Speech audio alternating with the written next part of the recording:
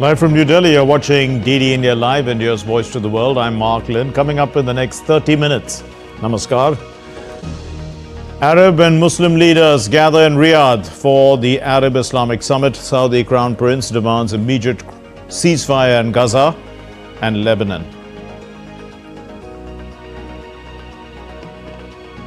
Annual UN Climate Summit, COP29 climate talks open in Baku in Azerbaijan, as the United Nations warns that 2024 is on track to be the hottest year on record. We are in the global climate for 2024. We are worried because all the indicators have gone worse than before. And Keir Starmer becomes the first British Premier to attend the Armistice commemorations in France since World War II.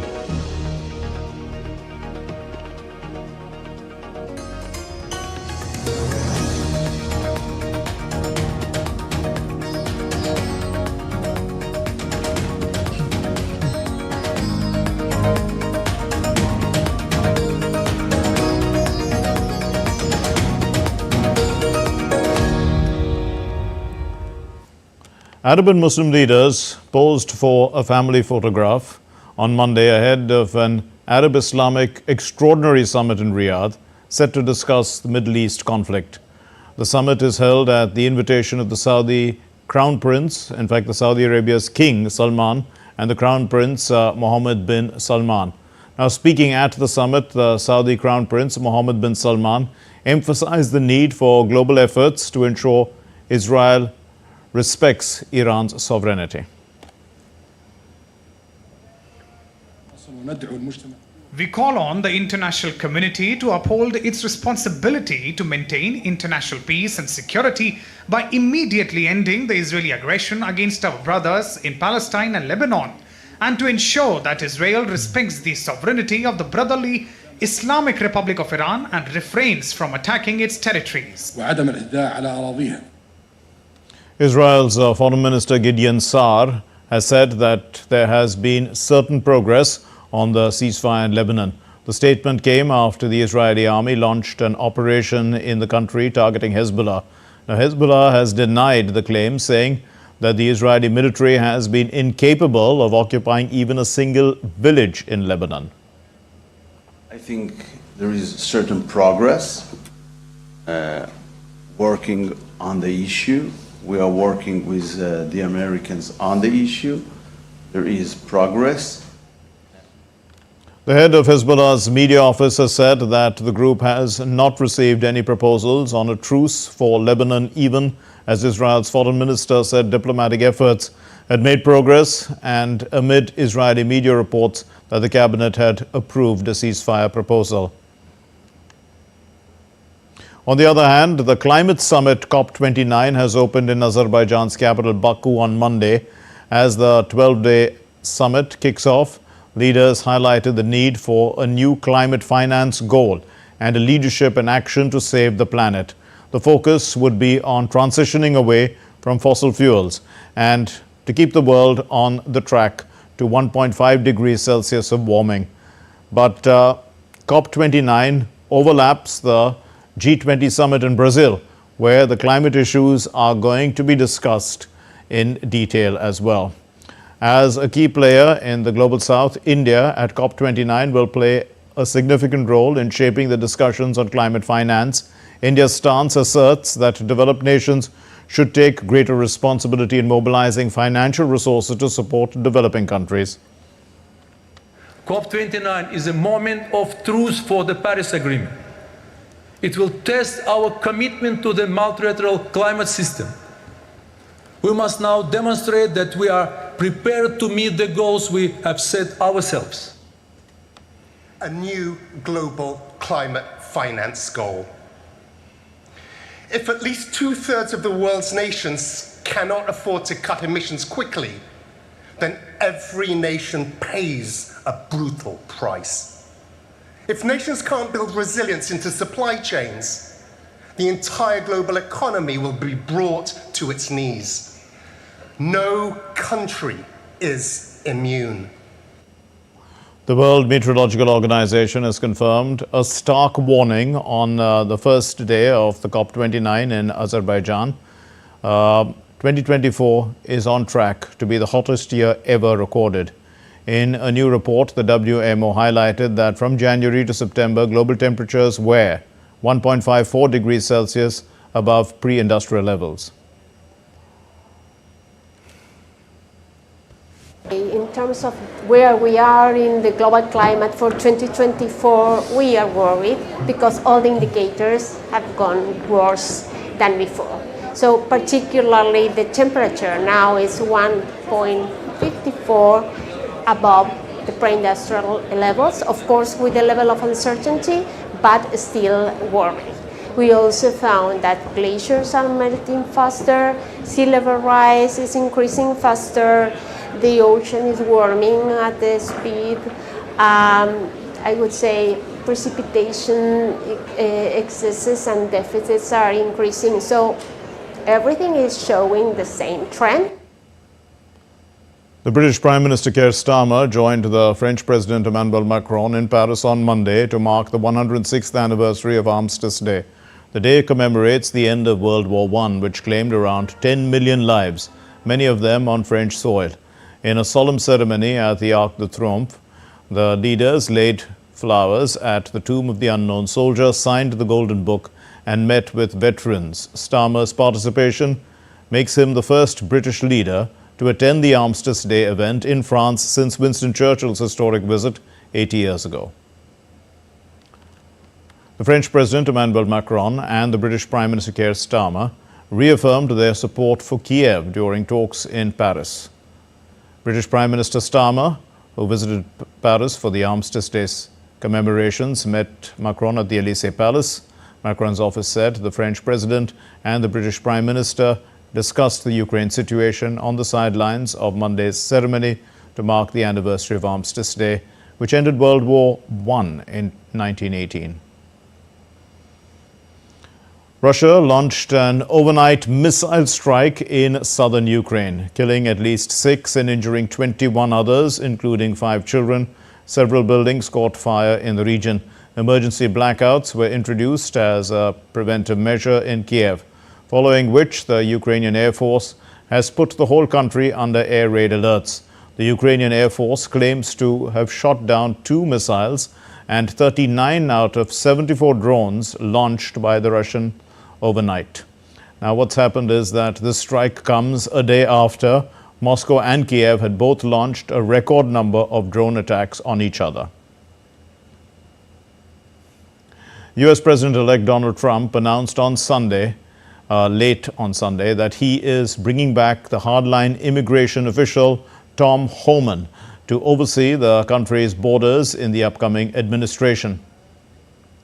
In a post on his Truth Social platform, Trump said the former acting director of Immigration and Customs Enforcement, Tom Homan, will be in charge of the country's borders in his new administration. He added that in addition to overseeing the southern and the northern borders and maritime and aviation security, Homan will be in charge of all deportation of illegal migrants back to their country of origin. Homan, who served in Trump's administration for a year and a half during his first term, is also a contender for Secretary of Homeland Security. Trump has pledged to launch on day one of his presidency the largest deportation operation of undocumented immigrants in the United States' history. The former Republican presidential candidate and the biotech executive Vivek Ramaswamy announced on Sunday that President-elect Donald Trump plans to make mass deportations a top priority when he returns to the White House. Trump, who campaigned on a strict immigration stance, has vowed to initiate a sweeping crackdown aiming to set record deportation numbers. His running mate, J.D. Vance, estimated the operation could see up to 1 million people being deported annually. Not a cent of government spending should go to subsidize this, not to sanctuary cities, not to federal aid to people who are in this country illegally. And we're going to see a large number, by the millions, of self-deportations as well. And so these are pragmatic places to start that would give us, yes, the largest mass deportation in American history. Donald Trump will become the first president of the United States to take office while several criminal cases against him are pending in various courts of the country. So does his ascent to the highest office in the US relieve him of his legal troubles, or will the dozens of criminal and civil charges against him continue? DD India's Amritpal Singh explores. One question that's hotly being debated here, both in political circles and the media, is what happens to the legal cases against Donald Trump. Now that he's won the election, will it mean that criminal cases against him would disappear? Trump has been battling 4 simultaneous prosecutions, 2 related to his efforts to overturn the 2020 election result in Georgia, 1 on his mishandling of secret documents, and 1 on his hush money payments to adult film star Stormy Daniels. If media reports are to be believed, federal officials are already exploring options on how to wind down the federal cases under the assumption that sitting US presidents cannot be prosecuted or jailed while in office. This assumption flows from a long-standing US Department of Justice policy, which has been reaffirmed by US Supreme Court rulings that maintain that sitting presidents cannot be tried or jailed while in office. Legal experts, however, say much would still depend on the judge. Generally, there is no immunity for civil cases where the acts, especially when the acts are outside of the official duties of the president. Here in the civil case against Donald Trump, those definitely are acts that are related to his personal business affairs. So I don't see any immunity being given in those circumstances. Now, the federal and state criminal cases, that's more of a gray area and will be left to the interpretation or ruling of the individual courts that are hearing those cases. Who Trump appoints as his Attorney General is being keenly watched here in the US because his AG could be instrumental in stalling the cases, if not dropping them altogether. While the Trump-appointed Attorney General could drop the federal cases against him, but the cases in New York and Georgia will have to wait until the end of his term. With cameraman Sanjay Jaina, this is Amritpal Singh for DD India in Florida. Well, nearly 4,000 medical workers joined a strike launched on Monday in hospitals across Croatia, threatening to provide only basic emergency services to patients until the government reconsiders their demands for higher salaries. Thousands of beer-drinking German revelers kicked off the carnival season in the stronghold of Cologne on Monday at precisely 10:11 GMT on the 11th day of the 11th month. A Chinese cyclist has completed an impressive 12-year journey of traveling on 2 wheels through 62 countries across 5 continents, fulfilling his childhood dream.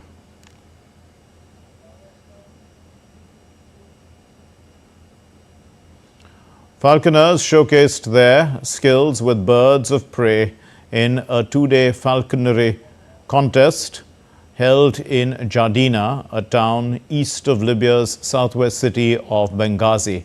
At the Libya Heritage Carnival, all participants were Libyan, with falcon enthusiasts from Gulf countries attending the event in support. Still to come here on DD India Live.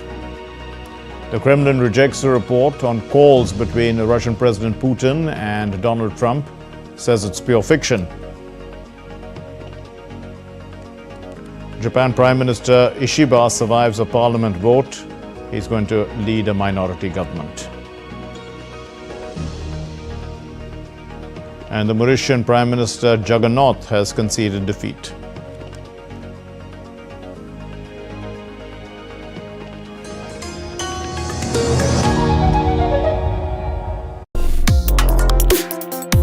Complex issues, hidden agendas, twists and turns, strategic games. We think all dots are linked. We just need to connect them. Join me every week as I connect the dots to unravel hidden designs in statecraft, mysteries, and decode issues that matter to you. Watch Connecting the Dots with me at these times on DD India.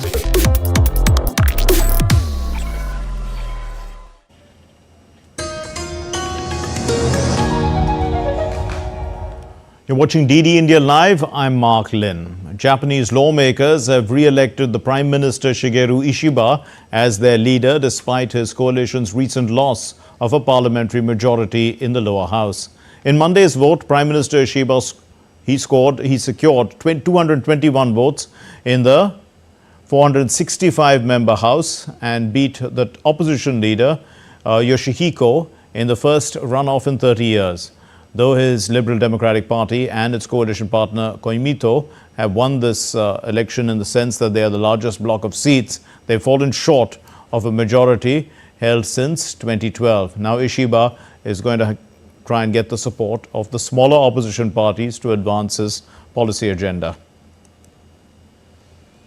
The Kremlin on Monday denied reports that the US President-elect Donald Trump had spoken to the Russian President Vladimir Putin in recent days and said that Putin had no concrete plans yet to speak to Trump. The Washington Post first reported that the call had taken place, citing unidentified sources, and said that Trump had told Putin that he should de-escalate the Ukrainian war. He should not escalate it, in fact. Kremlin spokesperson Dmitry Peskov told reporters that this is completely untrue. This is pure fiction. It's just false information. There was no such conversation. India's External Affairs Minister Dr. S. Jaishankar and Russia's first Deputy Prime Minister Denis Manutov have addressed the India-Russia Business Forum in Mumbai on Monday. Denis Manturov is on a two-day visit to India from November 11 to November 12 as part of a working trip aimed at strengthening bilateral ties. During the event, the External Affairs Minister said that a partnership between India and India that has an 8% growth rate, market as well as a major technology provider to the world will serve both of them and the world well. Russia has consciously focused more deeply on Asia since 2022. This has created many more avenues of cooperation. That we have a long history of strong convergence and deep friendship allows us to make the best of both factors. That the two economies are so complementary is also a key consideration. A partnership between an India that has an 8% growth rate for multiple decades ahead and a Russia that is a key natural resources provider as well as a major technology leader will serve both of them and the world well. In energy domains such as oil, gas, coal or uranium, India will always be a major player in the international markets. This applies as well to the demand for fertilizers of various kinds. Constructing a mutually beneficial arrangement will help us both address the volatility and the uncertainty of our times. The emergence of a global workplace is also today an increasing reality. Demographic unevenness has created demand and supply imbalances across the world. India and Russia can be partners in this regard as well. The Mauritius Prime Minister Pravind Jugnauth on Monday conceded defeat in the Indian Ocean Islands' hotly disputed legislative election. Jugnauth said that his LEPEP alliance, led by his militant socialist movement, was heading towards a big defeat in Sunday's polling, adding that the people have chosen another team to lead the country. The final results have yet to be officially released, but the opposition leader Naveen Ramagulam looked set to take over the post of Prime Minister for a third time at the head of the Alliance of Change coalition. Only last month, Jagannath was celebrating a historic deal with Britain to regain sovereignty over the Chagos Islands, formerly, in fact, following a long-running dispute with Britain. The turnout in Sunday's vote was strong at about 80%, according to a provisional estimate by the Election Commission. Less than a week after the U.S. re-elected Donald Trump to the White House and the coalition government in Berlin falling apart, now Germany is looking for direction and how to find its place in the world. The German Chancellor Scholz said on Sunday that he would be willing to call a vote of confidence in Parliament before Christmas, a move that would pave the way for snap elections. Scholz, whose coalition collapsed on last Wednesday, had suggested holding a vote of confidence in his government on January 15 with a snap election in March. But the Conservative opposition led by Friedrich Merz has asked for an election earlier than that. They asked for the election in January itself. A confidence vote is necessary. It's a necessary precursor to an election. Lars Holter is with Deutsche Welle, and he joins me now from Berlin. Lars, let's look at Germany and the US for a minute. What can you tell us?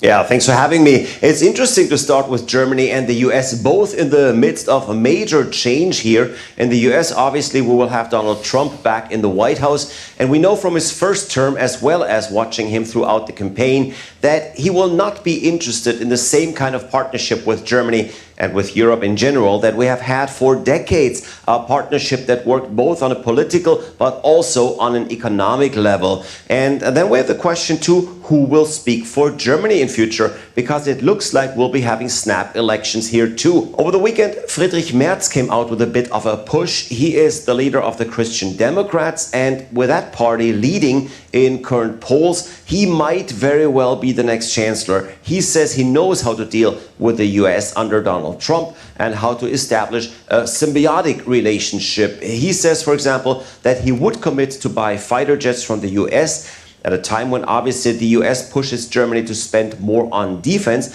but at the same time he would push for those jets to get maintenance done in Germany with the necessary plants built and the jobs created here. Well, sounds like a plan, and yet we'll have to see what happens over the next couple of weeks. Lars, and what exactly is the plan then for Germany? What do we know about the snap elections and the schedule?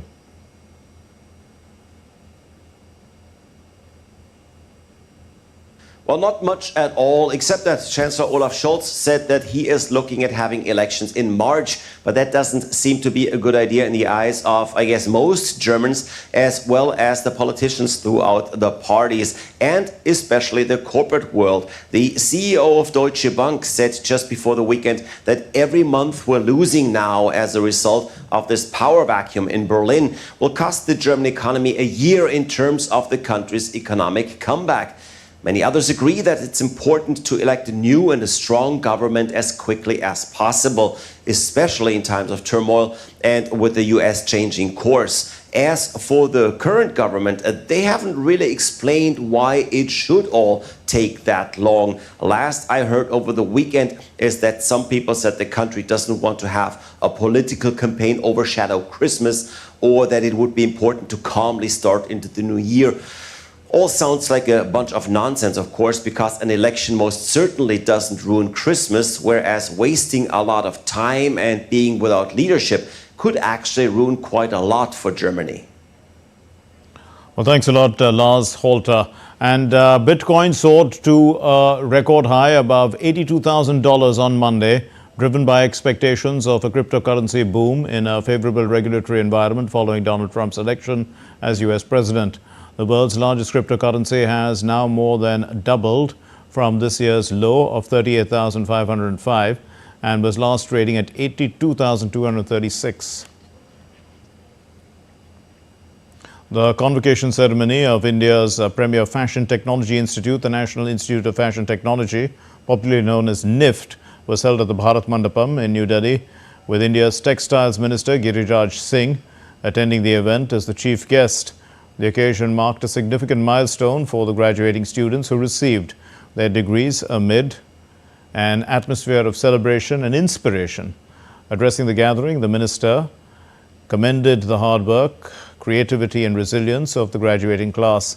The ceremony was attended by faculty members, proud families and industry leaders, all gathered to celebrate the achievements of the students who have undergone rigorous training to master the art of and the science of fashion. The curtain raiser press conference for the 55th edition of the International Film Festival of India was held in New Delhi. The festival is scheduled to take place in Goa from November 20 to 28. Dr. L. Murugan, India's Minister of State for Information and Broadcasting, noted that the event has garnered a significant global response. Internationally, you compare, our festival is one of the largest festival in the international level. Our IFFI, you can compare with Cannes or some other festival. So you find the differences, the festival, how it is glorious festival is taking place. More than 2,000 international films are entered here. So that is the response we are getting from the international audience and international delegates. Well, the renowned Indian film director Shekhar Kapoor, who took charge as the festival director, said that the festival celebrates the audience who loves watching movies. How can I not support the Indian film industry, the Indian Film Festival? How can I not support anything to do with Indian film? Because I am, because Indian film is, because I have, my whole career depends on that. But, as you rightly said, sir, it's our audiences. When the audiences applaud, we are. If the audiences don't applaud, we don't exist. The first thing that came to me is that we have to celebrate. We are, our audiences are. They took anything from us. Prasar and I have many conversations. This film is good, yeah. This film is bad. What are we doing? But they all went. And so the audiences created us. So we have to celebrate the audiences, and that's one of the things that we have to do. Indeed. And that's all we have in this edition of DD India Live. But let's know your thoughts on the news of the day. And for those of you on the go, get the latest news and updates from India and across the world on the DD India mobile app. The app is available on both Android and iOS platforms. Scan the QR code and download it now. We'll be back with more news as it breaks here on DD India. I'm Mark Lynn from all of us here in Delhi. Thank you very much for watching DD India Live. Namaskar.